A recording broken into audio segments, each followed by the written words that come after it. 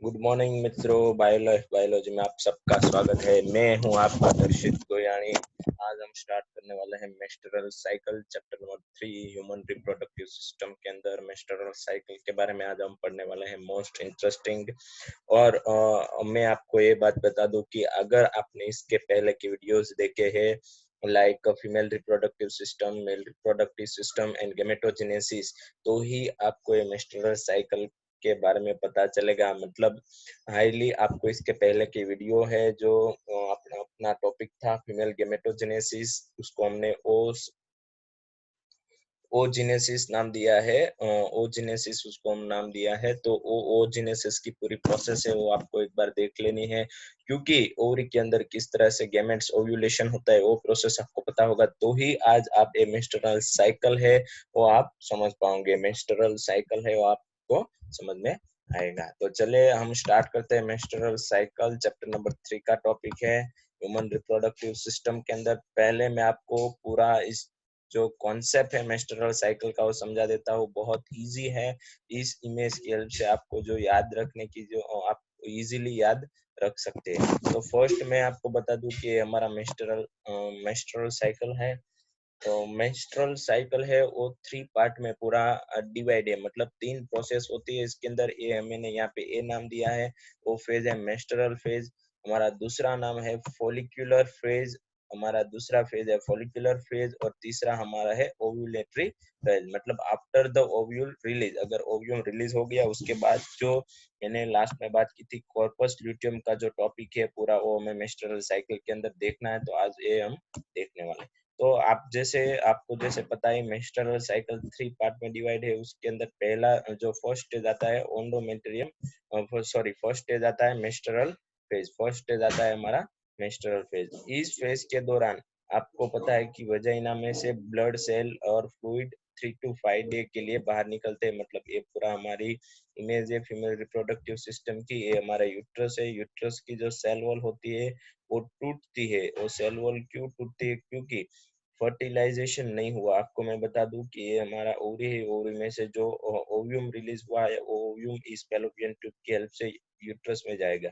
अगर इस यूट्रस के अंदर फर्टिलाइजेशन नहीं हुआ तो इसके अंदर जो हमारा अनफर्टिलाइज एग है वो टूटेगा। उसके बाद ये जो यूट्रस की जो सेल वॉल है उसके पास जितने भी सेल थे उसको हमने नाम दिया है एंडोमेट्रियम प्रोसेस। एंडोमेट्रियम प्रोसेस मतलब ये जो सारी सेल वॉल है, मैं यहाँ से रेड कलर का बोला है, ये जो रेड मतलब वहां से ये जो सारे सेल है यूट्रस के वो टूटने लगते हैं और वेजाइना की हेल्प से 3 to 5 डे के लिए बाहर निकलते हैं फीमेल बॉडी के अंदर। और मेंस्ट्रुअल साइकिल ह्यूमन बीइंग और जो मेमेलियन है, human being mammalian like monkey, apex and human being, जो प्राइमेट्स है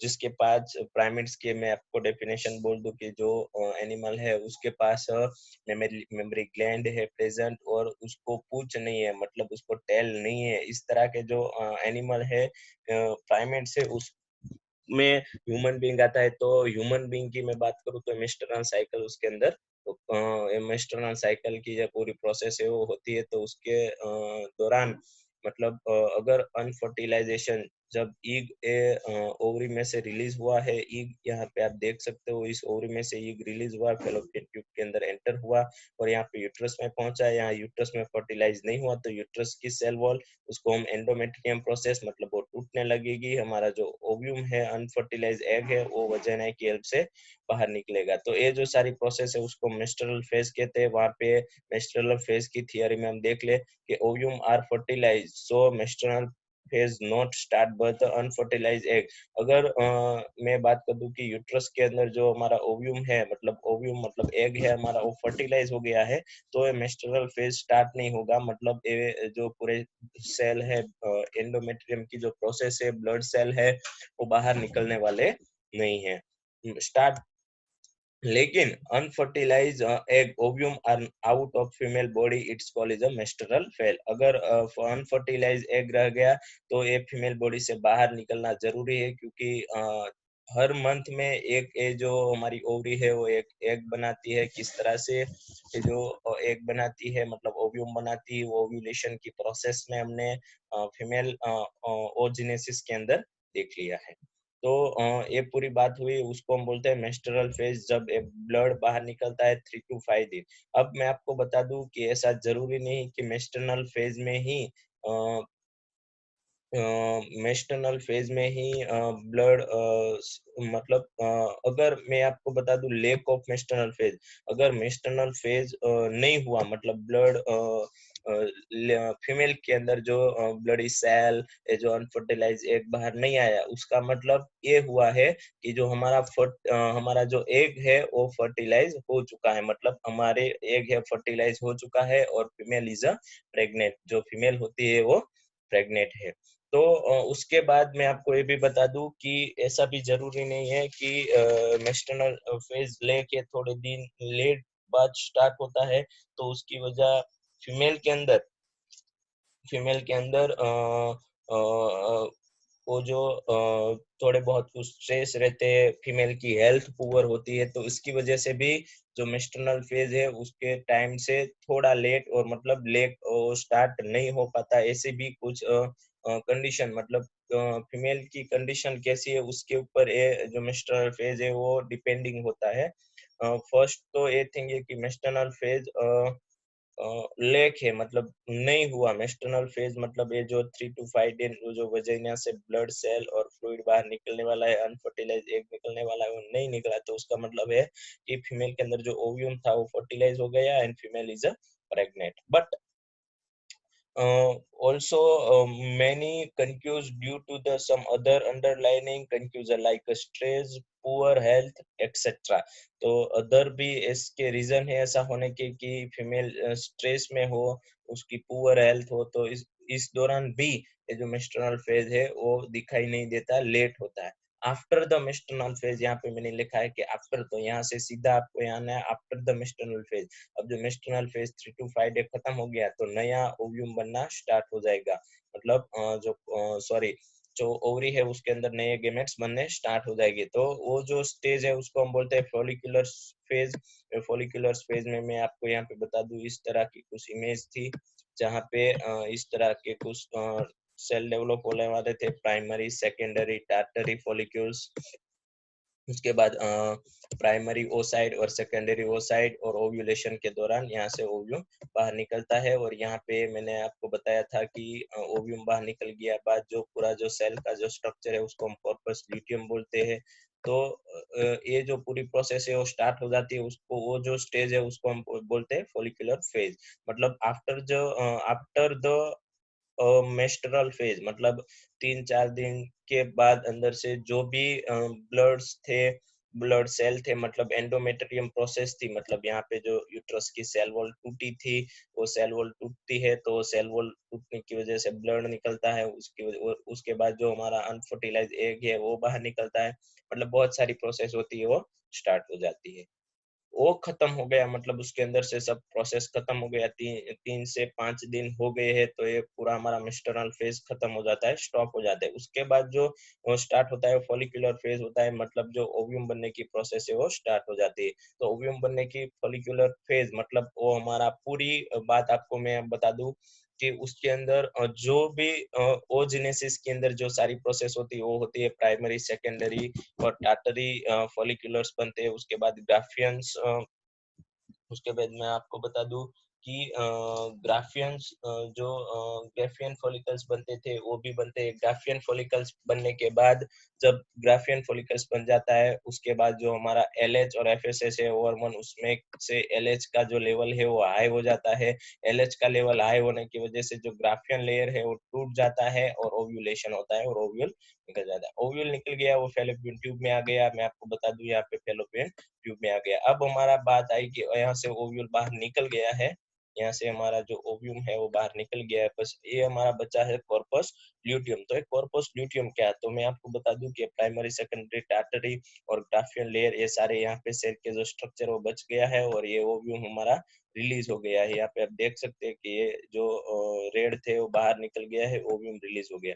तो एक कॉर्पस ल्यूटियम ये है कि अब ये जो कॉर्पस ल्यूटियम है, अब जब यूट्रस की जो सेल वॉल है, वो जो कॉर्पस ल्यूटियम है वो हेल्पिंग फर्टिलाइजेशन प्रोसेस है। कॉर्पस ल्यूटियम जब एग चला जाता है फैलोपियन ट्यूब के साथ, तो साथ साथ में आता है और वो हेल्प करता है किसमें, फर्टिलाइजेशन में। अगर स्पर्म सेल यहाँ से आए तो इस एग को यहाँ पे फर्टिलाइज करने के लिए हेल्पफुल करता है। अगर फर्टिलाइजेशन नहीं हुआ तो भी इस कॉर्पस ल्यूटियम का वर्क है, मतलब ऐसे जो आप यहाँ पे देख सकते हैं 3-4 लेयर है ब्लैक सेल के, तो एक कॉर्पस ल्यूटियम है, वो हेल्प करता ही है। वो सिक्रेट करता है high level of progesterone hormone. High level of progesterone मतलब प्रोजेस्टेरोन और प्रोजेस्टेरोन हार्मोन और जो हमारा एस्ट्रोजन था वो रिलीज होता है। मतलब आफ्टर कॉर्पस ल्यूटियम रिलीज हो गया तब प्रोजेस्टेशन मतलब सॉरी ओव्यूम रिलीज होता है, तब कॉर्पस ल्यूटियम बच जाता है। तो कॉर्पस ल्यूटियम प्रोजेस्टेरोन हार्मोन बहुत हाईली रिलीज करता है, और इसकी वजह से, इस प्रोजेस्टेरोन की वजह से और एक कॉर्पस ल्यूटियम की वजह से, ये जो मेस्टरल साइकिल आपको पता है, बाद में जो अगर अनफर्टिलाइज एग हुआ तो बाहर निकल जाएगा और फिर से मेस्टरल साइकिल स्टार्ट हो जाएगी। तो मेस्टरल साइकिल के दौरान ये जो सारी सेल वॉल टूटी है, ब्लड निकलना है, ये सारी रिकवरी के लिए, ये सब इनके यूट्रस के अंदर ये सब रिकवरी के लिए ये जो कॉर्पस ल्यूटियम है हेल्पफुल होता है। और एक प्रोजेस्टेरोन भी हार्मोन यहाँ पे जो एंडोमेट्रियम प्रोसेस है उसको मेंटेन करता है, मतलब उसको मेंटेन करता है, एंडोमेट्रियम प्रोसेस को मेंटेन करता है। मतलब एक कॉर्पस ल्यूटियम का भी बहुत बड़ा फंक्शन है। अगर फर्टिलाइजेशन हुआ तो भी हेल्पफुल है, अगर नहीं फर्टिलाइजेशन हुआ तो अनफर्टिलाइज एग बाहर निकलने के दौरान ये जो यूट्रस के अंदर जो सेल वॉल टूटती है, ब्लड निकलते हैं, उसके बाद ये जो एंडोमेट्रियम प्रोसेस होती है, सेल वॉल टूटने की वजह से सेल वॉल को रिकवर करना पड़ता है। तो रिकवरी का काम कौन करता है, कॉर्पस ल्यूटियम। और कॉर्पस ल्यूटियम कौन सा हार्मोन रिलीज करता है, प्रोजेस्टेरोन। अब मैं आपको बात बता दूं कि जब फॉलिकुलर फेज में होता है, मतलब ओव्यूलेशन सॉरी जब एलएच हाई होता है, एफएसएच थोड़ा लो होता है, मतलब एलएच हाई होने की वजह से, एलएच और एफएसएच को आपको मैंने बता दूं ल्यूटिनाइजिंग हार्मोन और फॉलिकल स्टिमुलेटिंग हार्मोन है, जो दो हार्मोन है हमारे ओवरी में से हमारे मेंटेन होते हैं, मतलब हमारी थैलेमस और हाइपोथैलेमस ग्लैंड में से रिलीज होते हैं। और उसका फंक्शन है किस तरह से जो मेस्ट्रुअल साइकिल है, मतलब ओव्यूलेशन की प्रोसेस स्टार्ट करने के लिए हेल्पफुल होता है, वो हमने लास्ट लेक्चर के अंदर देख लिया है। ओव्यूओजेनेसिस और स्पर्मेटोजेनेसिस के दौरान मेल और फीमेल के अंदर दोनों प्रोसेस सेम ही होती है। तो एलएच जब हाई होगा तो ओव्यूलेशन हो जाएगा, लेकिन जब एलएच हाई होगा तब प्रोजेस्टेरोन कम होगा। अब प्रोजेस्टेरोन तभी बढ़ेगा, मतलब वो तभी रिलीज होगा जब कॉर्पस ल्यूटियम रिलीज होगी, मतलब कॉर्पस मतलब ये ओव्यूल रिलीज हो जाएगा और जो बच्चा कुचा जो सेल है वो कॉर्पस ल्यूटियम वो रिलीज होगी। तो इस तरह से साइकिल चलता रहता है, ए बी सी। तो इसको हम बोलते हैं मेस्ट्रुअल साइकिल। और इसके जो टाइम्स है और 28 टू 30 डे और 28 टू 29 डे तक ये साइकिल पूरा चलता रहता है। 28 टू 29 डे तक ये पूरा साइकिल चलता रहता है। मतलब ये मेस्ट्रुअल फेज चला गया, बाद में फॉलिकुलर्स बनते हैं, मतलब 14 दिन के बाद, मतलब आफ्टर मेस्ट्रुअल फेज खत्म हो गया, उसके बाद 14 दिन के बाद हमारा जो एलएच है वो हाई होता है और ओव्यूलेशन होता है। उसके बाद ओव्यूलेशन होने के बाद यहाँ पे फैलोपियन ट्यूब में हमारा ओव्यूल आ जाता है। अगर अनफर्टिलाइज हुआ तो आफ्टर 12-13 दिन के बाद ये अनफर्टिलाइज एग बाहर निकलेगा, मतलब आफ्टर 12-13 दिन के बाद फिर से हमारा जो मतलब 14 दिन के बाद ये जो हमारा फोलिकुलर फेज है वो स्टार्ट हो जाएगा, वो खत्म हो जाता है, मतलब ओव्यूलेटरी फेज स्टार्ट होता है, मतलब ओव्यूल रिलीज होने के बाद की प्रोसेस और कॉर्पस ल्यूटियम वाली प्रोसेस। और अगर अनफर्टिलाइजेशन हुआ तो फिर से कौन सा स्टेज, मेस्टरल फेज स्टार्ट हो जाएगा। अगर फर्टिलाइजेशन हुआ तो ओव्यूलेटरी फेज से प्रोसेस स्टॉप हो जाएगी, यहाँ से जो पूरी प्रोसेस है स्टॉप हो जाएगी। और जो एग है मतलब ओव्यूम है उसका चाइल्ड के अंदर कन्वर्ट होना, डेवलप होना यूट्रस के अंदर स्टार्ट हो जाएगा। तो ये पूरी प्रोसेस है। और अभी मैं आपको बता दूं कि यूट्रस के अंदर से जो सेल वॉल है क्यों टूटती है, क्यों ब्लड आते हैं, वो आपको मेजर क्वेश्चन होता है। तो मैं आपको बता दूं कि हमारी जो फीमेल के अंदर जो यूट्रस होता है, यूट्रस जब ओव्यूल रिलीज होता है 14 दिन बाद, तो ये यहाँ पे होता है 14 दिन बाद, आप देख सकते हैं यहाँ पे ओव्यूम प्रेजेंट है। तो इसके लिए मतलब यूट्रस को लगता है, यूट्रस के सेल वॉल को लगता है कि फर्टिलाइजेशन होगा। तो फर्टिलाइजेशन होने के लिए जो हमारा चाइल्ड डेवलप होता है उसके लिए यहाँ पे पूरा घर डेवलप करते हैं, मतलब नए सेल बनाते हैं, यूट्रस की जो सेल वॉल है नए सेल बनाते हैं। उसके बाद उसके पास मिनरल, प्रोटीन, विटामिन वो सब यहाँ पे इकट्ठा कर लेते हैं। क्यों? क्योंकि ये जो हमारा ओव्यूल है, एग है, यहाँ पे आएगा और फर्टिलाइज होके फर्टिलाइज यहाँ पे सॉरी फर्टिलाइज हमारा एग है वो यहाँ पे आएगा और चाइल्ड में डेवलप करना है, तो उसको पूरा न्यूट्रिशन मिल ले, इसलिए ये यूट्रस है उसकी सेल वॉल में डिवीजन होने लगता है, साइटोप्लाज्म बढ़ जाता है, लेकिन अनफर्टिलाइज ही रह जाता है। तो अब इस जो हमने मतलब यूट्रस के अंदर जो एग के लिए जो प्री इवेंट हुई थी, मतलब हम ऐसा कह सकते हैं कि प्री प्री होम, मतलब पहले ही तैयार कर दिया है हमारे यूट्रस के सेल वॉल ने, और हमारे जो ओव्यूल है वो फर्टिलाइज होगा, तो उसके लिए उसने पहले ही एक ऐसी कंडीशन तैयार प्रिपेयर कर दी है कि वहाँ पे वो जो पूरा हमारा सेल वॉल है, मतलब हमारा जो एग है वो अच्छे से डेवलप हो सके। इसके लिए अगर ऐसा नहीं हुआ तो ये जो यूट्रस ने जो भी तैयार किया था, मतलब जो भी सेल बनाए थे, वो सारे सेल टूट के एंडोमेट्रियम प्रोसेस से बाहर आ जाते हैं। तो ऐसा हर मंथ होता है।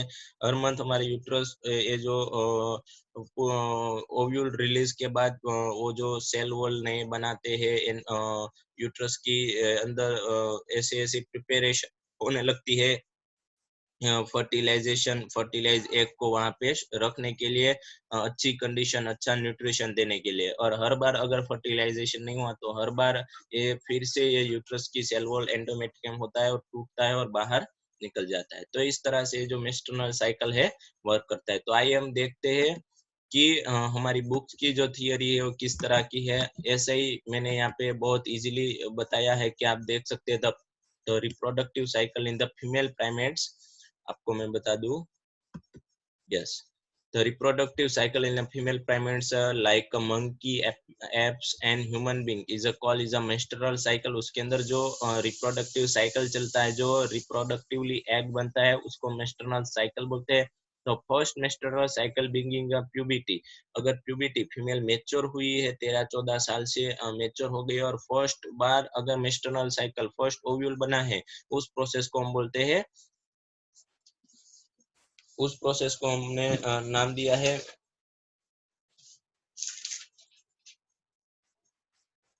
मेनारिक। उसको हम बोलते हैं मेनारिक। द फर्स्ट मेस्टरन बिगिंग प्यूबिटी, मतलब फीमेल के अंदर, फीमेल मेच्योर हुई 13 साल की फीमेल हो गई है, मतलब ह्यूमन बीइंग के अंदर फीमेल जो होती है उसकी जो उम्र है वो 13 साल हो गई है, मतलब प्यूबिटी यौवन हो गई है। अब उसके अंदर जो फर्स्ट मेस्टरनल साइकिल, मतलब फर्स्ट ओव्यूलेशन बनने वाला है, उसको हम बोलते हैं मेनाकार, उसको हम बोलते हैं मेनारिक, सॉरी हम उसको बोलते हैं मेनारिक, उसको हमने नाम दिया है मेनारिक। मोस्ट इंपोर्टेंट डेफिनेशन है, याद रखना है menarche. In the human female menstruation is a repeat in a average interval about 28 to 90 day. मैंने बोला था कि ह्यूमन फीमेल के अंदर 28 टू 29 डे पूरा जो साइकिल है इंटरवल होता है, ए टू बी, बी टू सी और सी टू ए, फिर से ये 3 स्टेज में होता है। And the cycle of the event starting from the menstruation, मतलब ए से स्टार्ट होता है and the next on this call is a menstrual cycle, और फिर से ए में पहुंचता है। मतलब जो हमारा मेस्टरेशन फेज है वहां से स्टार्ट होता है और फिर से मेस्टरेशन फेज में पहुंचता है। तो वो जो पूरी प्रोसेस है, साइक्लिक प्रोसेस है, उसको हमने नाम दिया है मेस्टरल साइकिल, उसको हम बोलते हैं menstrual cycle. One ovum is release ovulation during the middle of the each menstrual cycle. मैंने आपको बोला था मिडल मतलब 14 दिन में होता है। हम देखते हैं the major event of menstrual cycle show in figure में दिखाया गया है। उससे पहले हमारा फर्स्ट स्टेज यहाँ पे ए, मैंने तीन फेज डिफरेंट डिफरेंट कलर से हाईलाइट किए। हमारा ब्लू कलर मतलब हमारा कौन सा फेज है, यहाँ पे देख सकते हैं। The cycle start with the menstruation phase, यहाँ पे मैं मेस्टरेशन जो फर्स्ट फेज है वो menstruation. When the menstruation menstrual flow occur in its last 3 to 5 day, मतलब 3 से 5 दिन के लिए जो पूरा ब्लड है वो सब बाहर निकलता है। मैंने बताया था वेजिनिया की हेल्प से और यूट्रस के सेल वॉल डिस्ट्रॉय होते हैं। The menstrual shell fall is a result due to the breakdown of the endometrium lining of the uterus and its blood vessel which forms a liquid that come out through the vagina। मैंने बोला था कि uterus की जो endometrium lining होती है वो टूटती है, ब्रेक डाउन होती है, और जो यूट्रस के अंदर जो वेसल्स होती है उसके अंदर से लिक्विड प्रोड्यूस होता है और वो सब वेजिना की हेल्प से बाहर निकलता है। मेस्टरेशन ओनली अकर, यहाँ पे हम पहुंचे, menstruation only occur if the release ovum is not fertilise. अगर मेस्टरेशन तभी होगा अगर जो ओव्यूम है वो फर्टिलाइज नहीं हुआ। मैंने बोला था अगर फर्टिलाइज होगा तो ये जो पूरे यूट्रस के अंदर जो प्री प्लानिंग हुई है हमारे ओव्यूम के लिए कि वो फर्टिलाइज होके वहां पे आएगा, वहां पे उसका चाइल्ड के अंदर डेवलप होगा, तो ये जो पूरा हमारी प्री इवेंट हुई है, मतलब प्री प्रोसेस हुई है, जो नए सेल बने हैं, नए साइटोप्लाज्म एक्सेट्रा लिक्विड सब इकट्ठा हुआ है, वो सब बाहर नहीं आएगा। लेक ऑफ द मेस्टरेशन में बी इंडिकेटिव ऑफ प्रेगनेंसी। मैंने बोला था अगर मेस्टरेशन लेक हुआ मतलब मेस्टरेशन साइकिल फीमेल के अंदर नहीं आया, स्टार्ट नहीं हुआ, तो उसको वो इंडिकेट करता है फीमेल इज अ प्रेग्नेंट, मतलब फीमेल इज अ प्रेग्नेंट, मतलब ओव्यूम है वो फर्टिलाइज हुआ है। However it may also be confuse due to some other underlining confuse like stress, poor health etcetera. मैंने बोला था और ऐसा भी जरूरी नहीं है कि फीमेल प्रेग्नेंट है, कहीं दौरान अगर फीमेल स्ट्रेस में हो, वो उसकी हेल्थ पुअर है, तो भी ये जो हमारा मेस्टरेशन साइकिल है वो थोड़े दिन लेट होता है, मतलब उसके अंदर कुछ नॉर्मल चेंजेस आते हैं। उसके बाद second cycle after menstruation, the menstruation phase is follow by the follicular phase. अब इसके बाद के जो स्टेज है उसको फॉलिकुलर फेज, मतलब उन दौरान हमारा ओव्यूल बनने वाला है। अब एक ओव्यूम है अनफर्टिलाइज बाहर निकल गया, अब फिर से ओव्यूम बनने की process. During this phase the primary follicles in a ovary grow to become a fully mature Graafian follicles and stimulously the endometrium of the uterus regenerate throughout the proliferation, throughout the proliferation। मतलब ये जो Graafian follicles बनता है, Graafian follicles कब बनता है, जब primary, secondary और टर्टरी फॉलिकल्स बन जाते हैं। उसके बाद एक लेयर आता है ग्राफियन फॉलिकल्स हमारे सेकेंडरी ओसाइट के आउटर, मतलब उसकी साइड में, मतलब उसको कवर करते हैं ग्राफियन फॉलिकल्स। उसके बाद the endometrium of the uterus regenerate through the proliferation। This change in the ovary and the uterus are induced by the change in the level of pituitary and ovarian hormone. मैंने बताया था pituitary gland के अंदर से जो FS और LHS hormone release होते हैं, इसकी वजह से, और बहुत सारे जो ओवरी के पास जो हार्मोन है, ओवरियम के पास जो हार्मोन है, उस हार्मोन को नाम आपको बता दूं, एस्ट्रोजन और प्रोजेस्टेरोन। और एफएस और एलएचएस जो हमारे पिट्यूटरी ग्लैंड और हाइपोथैलेमस ग्लैंड में से रिलीज होते हैं, उस हार्मोन की वजह से जो ग्राफियन फॉलिकल्स है वो पूरा टूट जाता है। और टूटने मतलब इस हार्मोन को रिलीज होने की वजह से, मैं आपको बता दूं नेक्स्ट स्लाइड की अंदर हमें दिया गया है कि इस हार्मोन को ये पहले हम थियरी देख लेते हैं, यस, उसके बाद हम उसकी इमेज देखने वाले हैं, यस। तो ये जो हार्मोन रिलीज होता है गोनोट्रोपिक एलएच और एफएसएस, उसका लेवल इंक्रीज होता है gradually during this follicular phase and stimulate follicular development as well as a secretion of estrogen by the growing follicles। follicles के साथ ये जो estrogen भी secrete होता है, उसकी वजह से LH और FS, LH और जो estrogen है उसकी वजह से both LH and FSH attain a peak level in the middle of the cycle about 14 days। जब LH और FSH पिक लेवल पे आ जाते हैं, वो बहुत इंक्रीज होता है, उसके साथ साथ एस्ट्रोजन भी, ये जो हमारी फॉलिक्यूल्स है उसको ग्रो करने में हेल्प हुआ था। अब 14 दिन हो गए, तब जो मिडल में ये साइकिल पहुंचता है 14 दिन में, तब repetitive secretion of LH leading to maximum level during the middle cycle call is LH surge induce rupture of Graafian follicle and thereby the release of ovulation। तब ये एलएच होता है, वो जो पूरा ग्राफियंस फॉलिकल्स होता है उसको तोड़ देता है, मतलब उसमें से जो ओव्यूल है उसको रिलीज करने की प्रोसेस स्टार्ट करता है, उसको बोलते हैं ओव्यूलेशन। आफ्टर ओव्यूलेशन, अब ओव्यूल रिलीज हो गया और फैलोपियन ट्यूब में चला गया है, तो ओव्यूलेशन मतलब तीसरा फेज ओवेलरिट्री phase. तीसरा phase ovulatory phase is followed by the luteal phase during which the remain part of the Graafian follicles. ये जो उसको हमने नाम दिया है luteal phase भी बोल सकते हैं. Luteal phase during which the remain the part of the Graafian follicles transfer as a corpus luteum. मैंने बताया था कि जब ओव्यूल निकल गया, अब उसके बाद में जो हमारा जो कॉर्पस ल्यूटियम बचा है वो क्या है, ग्राफियन फॉलिकल से वो किस में ट्रांसफर होता है, कॉर्पस ल्यूटियम में. This corpus luteum secretes a large amount of progesterone. अब ये जो कॉर्पस ल्यूटियम है बहुत सारे अमाउंट में क्या रिलीज करता है, progesterone, which is essential for maintenance of the endometrium. जो यूट्रस के अंदर जो सेल वॉल टूटी है, एंडोमेट्रियम हुआ है, उसको रिकवर करता है, मेंटेन करता है. वो जो सेल वॉल है उसके जो ब्लड निकलने की जो प्रोसेस है उसको स्टॉप करने में हेल्पफुल करता है. और such endometrium is necessary for implantation of fertilise ovum and other event of pregnancy. ये क्यों एंडोमेट्रियम क्यों हुआ है, ये एंडोमेट्रियम इसलिए हुआ कि मैंने बोला था कि प्री इवेंट करता है जो हमारा यूट्रस है उसके लिए, उसके पास ये जो प्रेगनेंसी के लिए ये जो पूरी इवेंट है ओव्यूम के वहां पे रखना है, डेवलप करना है, जो fertilisation ovum and other event of pregnancy, इसके लिए बना हुआ है एंडोमेट्रियम. लेकिन ओव्यूम फर्टिलाइज नहीं होता तो ये जो एंडोमेट्रियम लेयर है, सेल वॉल है, वो बाहर निकल जाती है टूट के. तो उसको रिकवर करने के लिए हमारा कॉर्पस ल्यूटियम है वो वर्क करता है. During pregnancy all event of the menstrual cycle stop, there is a no menstruation. if this absence of fertilization the corpus luteum degenerate. अगर फर्टिलाइजेशन एब्सेंट हुआ, उसके बाद फर्टिलाइजेशन प्रोसेस एब्सेंट हुई है और जो पूरा जो यूट्रस का सेल वॉल है उसको मेंटेन कर लिया है, एंडोमेट्रियम की प्रोसेस को मेंटेन कर लिया है, तो मेंटेन्स करने के बाद जो हमारा कॉर्पस ल्यूटियम होता है वो डीजनरेट हो जाता है. और फिर से ओवरी के अंदर तो पूरी प्रोसेस प्राइमरी, सेकेंडरी, टर्टियरी और ग्राफियन फॉलिकल्स वो बनने की प्रोसेस स्टार्ट होती है. फिर से ओव्यूम रिलीज होता है, फिर से ये जो पूरी प्रोसेस है मतलब ये साइकिल चलता रहता है. making the new cycle the human being a menstrual cycle cases around 50 years of age, that is a term as a monopause. मतलब जो फीमेल है उसके अंदर ये 50 साल तक ही ये जो मेंस्ट्रुअल साइकिल मतलब हर महीने ये जो एक ओव्यूम है रिलीज होता है 14 दिन में, और 14 दिन बाद ये अगर फर्टिलाइज नहीं हुआ तो 14 दिन के बाद ये जो पूरी प्रोसेस है ओवल रिट्रीव प्रोसेस मतलब ये बाहर निकलने की प्रोसेस ओव्यूम की, वो बाहर निकल जाता है ओव्यूम. और ऐसा साइकिल फीमेल के अंदर 50 साल तक चलता रहता है. That is a term is a menopause.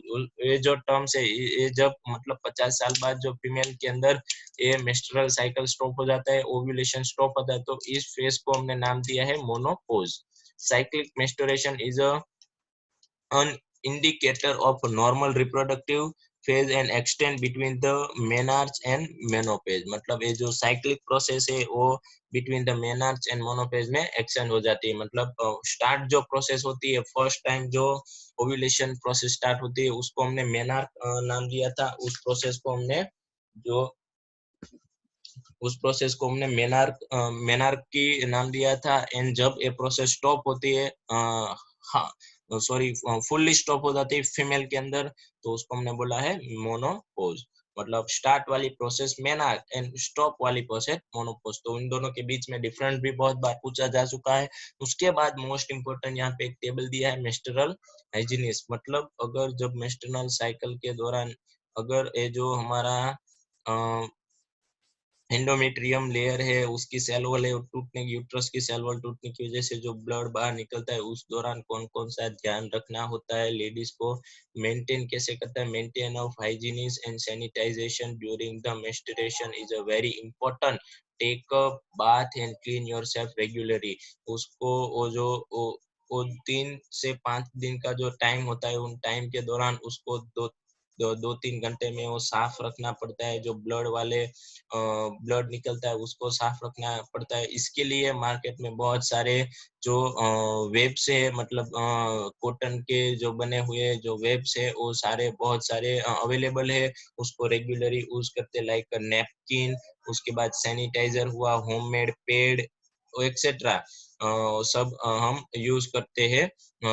Female के अंदर वो यूज करना चाहिए, जिसकी हेल्प से वहाँ पे इस जो ब्लडी पार्ट है उसकी वजह से वहाँ पे इन्फेक्शन ना हो, वेजेनिया में कोई इन्फेक्शन ना हो, इसके लिए उसको साफ रखना बहुत जरूरी है। और जब ये जो हमारा फर्स्ट फेज है, मेंस्ट्रुअल फेज चल रहा है 3 से 5 दिन के लिए, हर 4 से 5 घंटे में ये जो पेड़ है उसको चेंज करना चाहिए। और ये जो पेड़ चेंजेस मतलब वो जो उस अच्छी जगह डिस्पोज भी करना चाहिए, जैसी जगह मतलब यहाँ वहाँ कुछ भी जगह ये ब्लडी नैपकिन को डालना नहीं चाहिए, पेड़ को डालना नहीं चाहिए, उसको अच्छी जगह डिस्पोज करना चाहिए।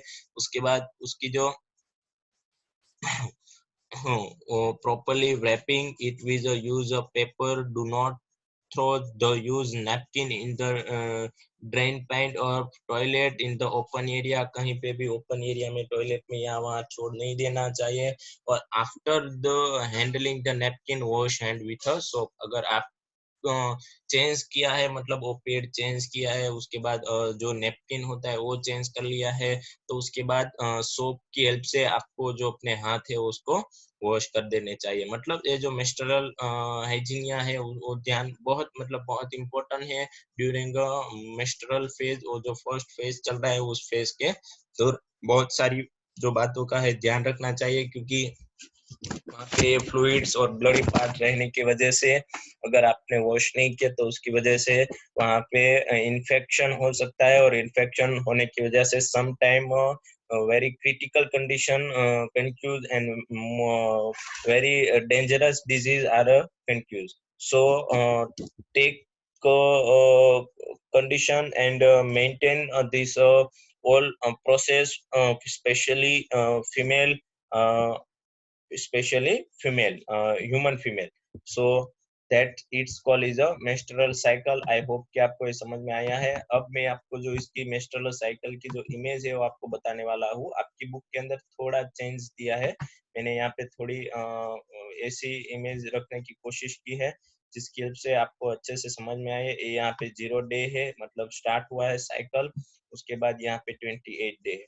तो 3 पार्ट मैंने बताए थे, मतलब 3 पार्ट बताए थे। अब ये जो फर्स्ट पार्ट है यहाँ से यहाँ तक जो यहाँ पे मेनेंस लिखा है, वो जो पार्ट है हमारा मेंस्ट्रुअल फेज है।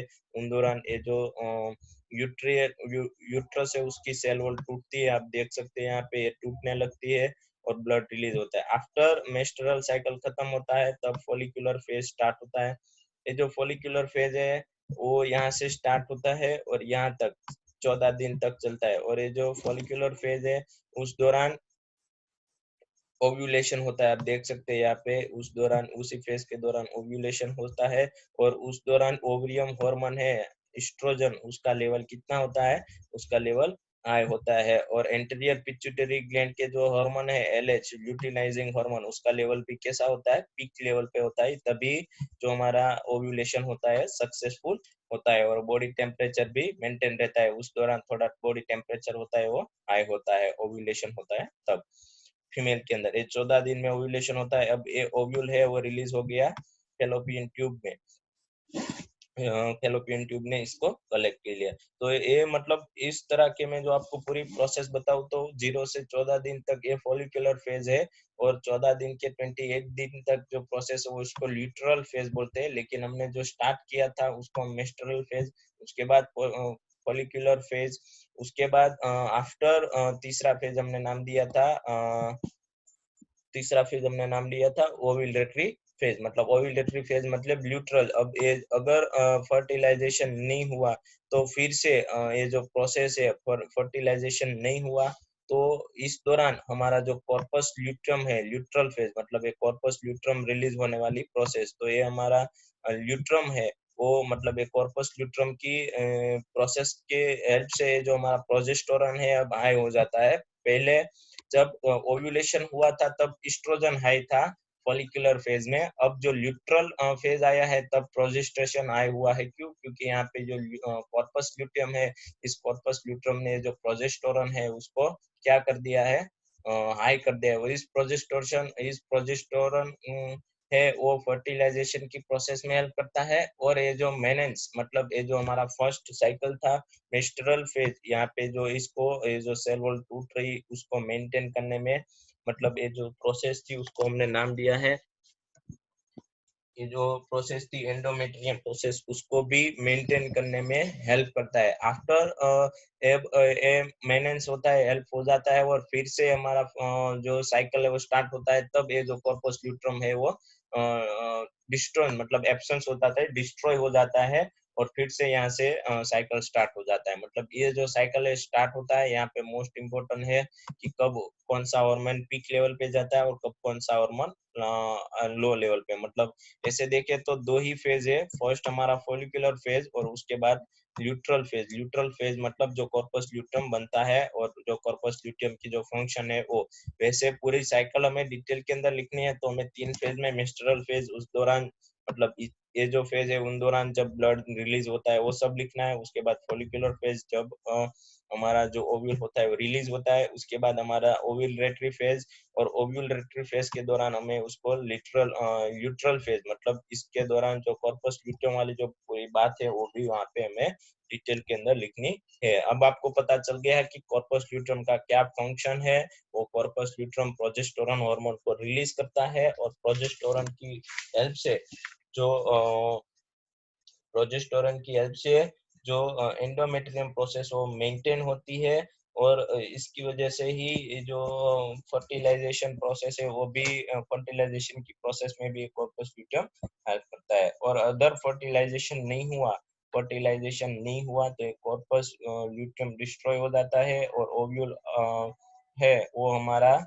फीमेल की बॉडी से बाहर मतलब मेंसेस, ये हमारे जो ये आप यहाँ पे देख रहे हैं ये हमारी यूट्रस की सेल वॉल है, और ये यूट्रस की सेल वॉल टूटने लगती है, और उसके बाद इसके अंदर से ब्लड और ये टूटे हुए सेल और ये हमारा जो अनफर्टिलाइज एग है वो सब बाहर निकल जाता है, और फिर से ओवरी के अंदर नया एग बनने की प्रोसेस स्टार्ट हो जाती है। तो ये पूरी प्रोसेस 28 टू 29 डे तक चलती है, और ऐसा फीमेल के अंदर 15 साल 50 साल के लिए चलता रहता है। और ये जब प्रोसेस स्टॉप हो जाती है तो उसको मोनोपोज कहते हैं, और जब प्रोसेस स्टार्ट होती है, तो उसको हमने बोला है मेनारिक, उसको हमने नाम दिया है मेनारिक। तो आई होप कि आपको ये समझ में आ रहा है, बहुत इंटरेस्टिंग और इजी टॉपिक है। आप एक बार समझ ले अच्छे से तो आपको दूसरी बार समझने की जरूरत नहीं रहेगी। तो thank you, watch my next video, subscribe my channel and like share.